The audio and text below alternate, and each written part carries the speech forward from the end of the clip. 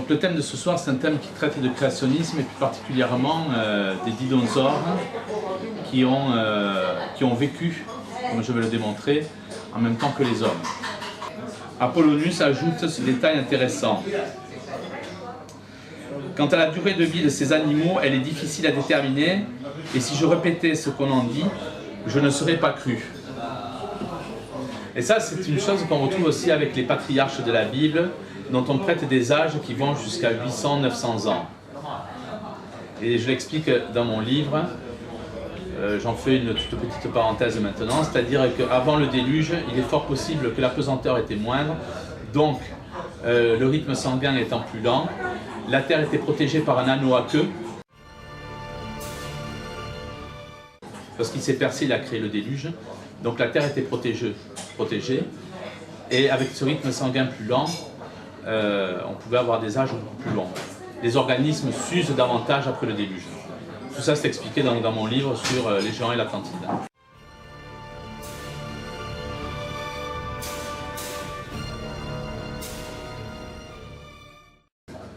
C'est-à-dire que dans ce cas, que prend Apollonius de Tyr, il semble dire que tout ce qui est géant vit plus longtemps. Et donc on en revient encore une fois aux géants qui pouvaient vivre plus longtemps.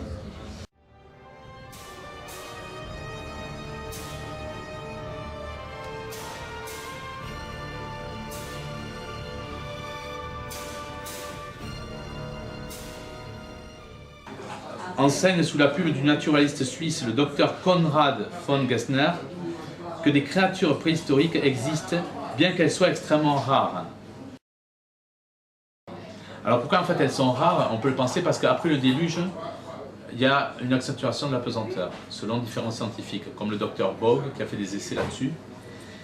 Et donc tout ce qui est gros ne peut plus se déplacer et meurt. Et donc les grandes, on peut dire que les grandes espèces qui restent sont les espèces marines. Marie Schweitzer, le docteur Marie Schweitzer, qui pourtant est évolutionniste. Alors Marie Schweitzer, en 1993, à Elk Creek dans le Montana, c'est une paléontologue américaine, elle a découvert la présence de tissus non décomposés sur le squelette d'un Tyrannosaurus rex. C'est-à-dire qu'en fait, c'était pas du tout dans de la glace, c'était dans de la terre. Elle a constaté qu'il y avait de la chair qui était une senteur nauséabonde, donc ça ne pouvait pas avoir disparu il y a 60-70 millions d'années. Vous avez un cas semblable aussi qui a été recensé dans le nord-ouest de l'Alaska en 1961. En Caroline du Sud aussi, des fossiles de dinosaures, de baleines, d'éléphants, tout ça ensemble. Un peu comme les dessins, vous retrouvez des dinosaures avec des animaux que l'on connaît à l'heure actuelle. Donc là, c'est en Caroline du Sud, vous retrouvez des fossiles de dinosaures avec ceux de baleines, d'éléphants, de chevaux qui sont stratifiés sur les mêmes couches, où sont enfouis des objets de la vie courante ayant appartenu à des hommes. Donc comme je l'ai expliqué, ces dinosaures ont très certainement disparu avec le déluge. C'est-à-dire que le déluge aurait pu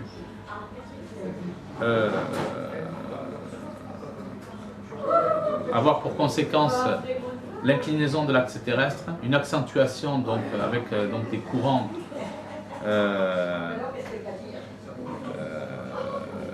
aurait pu donc amener une accentuation de la pesanteur, des courants magnétiques, ce qui aurait pu donc avoir pour conséquence la disparition de tout ce qui est gigantesque, y compris les hommes. C'est pour ça que maintenant, tous les dinosaures que l'on voit sont des dinosaures marins ou des formes de dinosaures comme des dinosaures volants, comme en fait mention Bill Cooper. Alors pourquoi on ne parle pas des dinosaures à l'heure actuelle? Pourquoi il est interdit d'étudier le Loch Ness, comme Robert Rines et d'autres? Tout simplement parce que si vous étudiez les dinosaures, si vous étudiez la cryptozoologie, une branche du créationnisme, ces animaux non répertoriés, si vous étudiez donc ces dinosaures qui n'ont pas disparu, vous allez donc expliquer que les dinosaures et les hommes ont cohabité. Et donc, la seconde question, c'est de dire, de se demander du moins, est-ce que la Terre a réellement 4 milliards d'années? est-ce que la Bible a raison? Et est-ce que la science moderne a tort? Parce que cette science, ce n'est pas la science. C'est tout simplement une science qui est de la science-fiction. C'est ce que disait Hannes Alphen, qui était donc un prix Nobel donc de physique, hein, qui disait ce n'est pas la science, c'est de la science-fiction. C'est du mensonge. C'est fait seulement pour que l'homme perde le contact avec Dieu. Si vous expliquez la vraie science, vous rapprochez l'homme de son créateur et vous démontrez l'existence de Dieu, enfin du moins la création. Donc quand vous avez un pouvoir, une élite qui est sataniste, cette science est financée par des satanistes dans un seul but, que l'homme perde la connaissance de Dieu. Il y a aussi le cas de la croissance démographique, un taux de croissance de moins de 0,5% à partir de 6 personnes, il y a 4500 ans, produirait la population actuelle. Où sont passées toutes ces personnes si nous sommes ici depuis bien plus longtemps donc.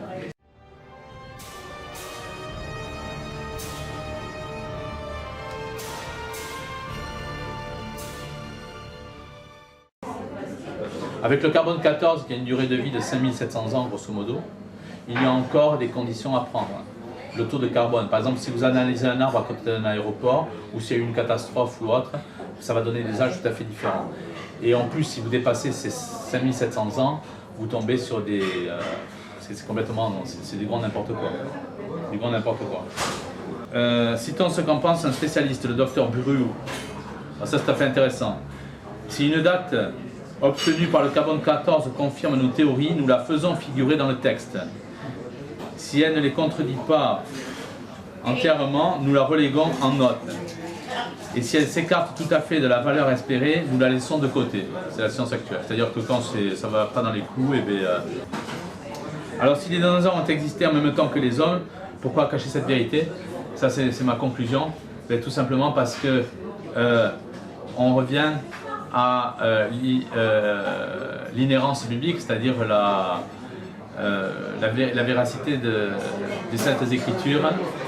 Par la science, nous pouvons attester effectivement que ce qui est écrit dans la Bible est vrai et que cette science, qui est celle des financiers et qui met en prison tout ce qui n'est pas franc-maçon et tout ce qui est croyant, mais cette science, c'est la science du démon, c'est la science du mensonge.